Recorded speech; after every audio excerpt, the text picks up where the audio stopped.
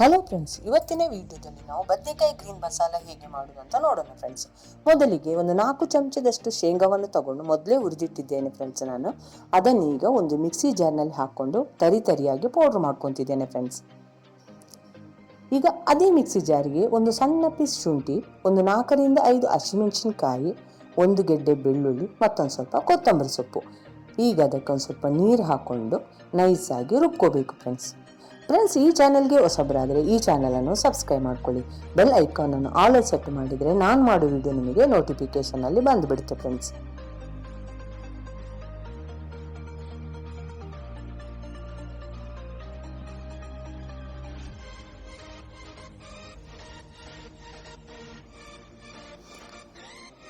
ಈಗ ಒಂದು ಬಾಣಲೆಗೆ ಒಂದು 2ರಿಂದ 3 ಚಮಚದಷ್ಟು ಎಣ್ಣೆಯನ್ನು ಹಾಕೊಂಡಿದ್ದೇನೆ ಫ್ರೆಂಡ್ಸ್.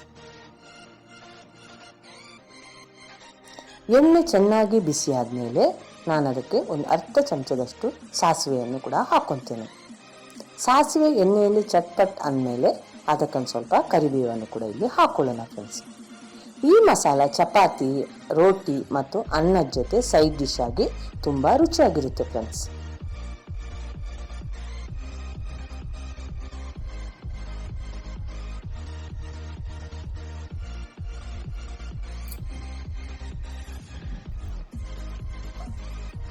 ಈಗ ಕರಿಬೇವನ್ನು ಹಾಕೊಂಡ್ಮೇಲೆ ಅದಕ್ಕೆ ಸಣ್ಣಗೆ ಹೆಚ್ಚಿರೋ ಒಂದು ಈರುಳ್ಳಿಯನ್ನು ಕೂಡ ಹಾಕ್ಕೊತೇನೆ ಫ್ರೆಂಡ್ಸ್. ಈರುಳ್ಳಿಯನ್ನು ಹಾಕ್ಕೊಂಡು ಅದನ್ನು ಎಣ್ಣೆಯಲ್ಲಿ ಚೆನ್ನಾಗಿ ಫ್ರೈ ಮಾಡ್ಕೋಬೇಕು ಫ್ರೆಂಡ್ಸ್.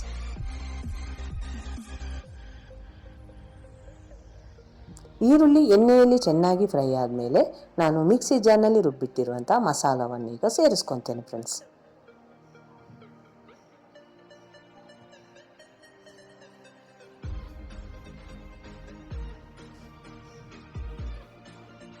ಈ ಮಸಾಲವನ್ನು ಕೂಡ ಎಣ್ಣೆಯಲ್ಲಿ ನಾವು ಚೆನ್ನಾಗಿ ಫ್ರೈ ಮಾಡ್ಕೋಬೇಕು ಫ್ರೆಂಡ್ಸ್.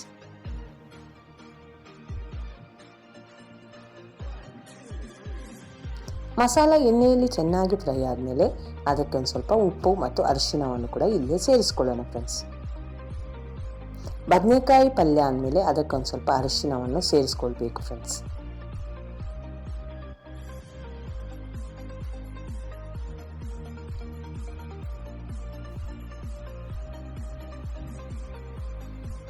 ಈಗ ಅರಿಶಿಣವನ್ನು ಸೇರಿಸ್ಕೊಂಡ್ಮೇಲೆ ಒಂದ್ಸಲ ಚೆನ್ನಾಗಿ ಮಿಕ್ಸ್ ಕೊಡಬೇಕು ಫ್ರೆಂಡ್ಸ್. ಅದಕ್ಕೆ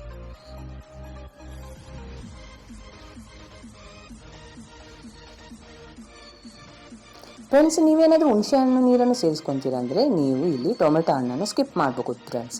ನಾನು ಮಾತ್ರ ಇಲ್ಲಿ ದೊಡ್ಡದಾಗಿರುವಂಥ 2 ಟೊಮೆಟೊ ಹಣ್ಣನ್ನೇ ತಗೊಂಡಿದ್ದೇನೆ ಫ್ರೆಂಡ್ಸ್. ಈಗ ಟೊಮೆಟೊ ಹಣ್ಣು ಎಣ್ಣೆಯಲ್ಲಿ ಚೆನ್ನಾಗಿ ಫ್ರೈ ಆಗುವವರೆಗೆ ನಾವು ಅದನ್ನು ಬಾಡಿಸ್ಕೋಬೇಕು ಫ್ರೆಂಡ್ಸ್.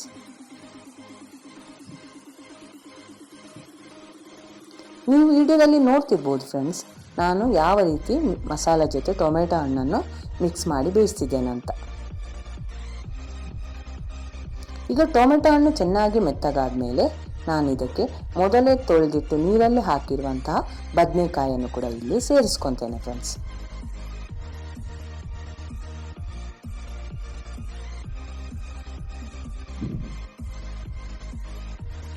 ಈ ಗ್ರೀನ್ ಮಸಾಲ ಮಾಡಬೇಕಂದ್ರೆ ಈ ಥರದ ಬದನೆಕಾಯಿಯನ್ನೇ ನಾವು ಯೂಸ್ ಮಾಡೋದು ತುಂಬ ಒಳ್ಳೆಯದು ಫ್ರೆಂಡ್ಸ್. ಅದು ತುಂಬ ರುಚಿಯಾಗಿರುತ್ತೆ ಫ್ರೆಂಡ್ಸ್. ಈಗ ಇದನ್ನು ಮಸಾಲ ಜೊತೆ ಒಂದ್ಸಲ ಚೆನ್ನಾಗಿ ಮಿಕ್ಸ್ ಮಾಡೋಣ ಫ್ರೆಂಡ್ಸ್.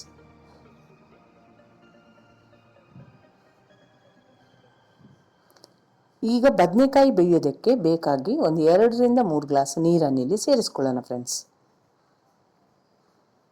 ನೀರನ್ನು ಸೇರಿಸ್ಕೊಂಡ್ಮೇಲೆ ಒಂದು 5 ನಿಮಿಷ ಮೀಡಿಯಂ ಉರಿಯಲ್ಲಿಟ್ಟು ಮುಚ್ಚಳ ಮುಚ್ಚಿ ಬೇಯಿಸಿದ್ದೇನೆ ಫ್ರೆಂಡ್ಸ್.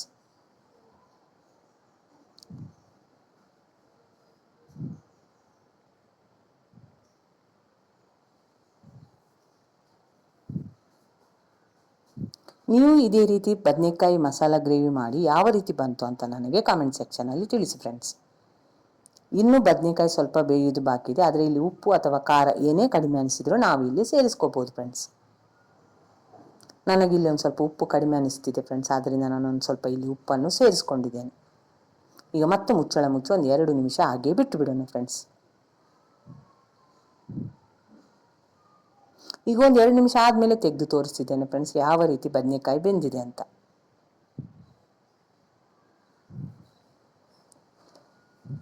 ಇವಾಗ ಇದಕ್ಕೊಂದು ಸಣ್ಣ ಪೀಸ್ ಬೆಲ್ಲವನ್ನು ಕೂಡ ಇಲ್ಲಿ ಸೇರಿಸ್ಕೋಬೇಕು ಫ್ರೆಂಡ್ಸ್.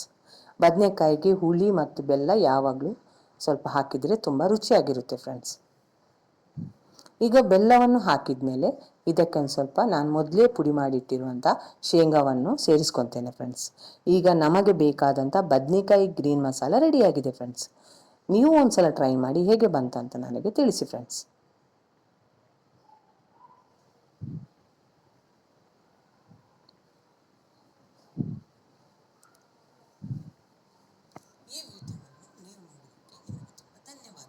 ಈ ವಿಡಿಯೋವನ್ನು ನೀವು ನೋಡಿದ್ದಕ್ಕೆ ನಿಮಗೆ ತುಂಬ ಧನ್ಯವಾದಗಳು ಫ್ರೆಂಡ್ಸ್.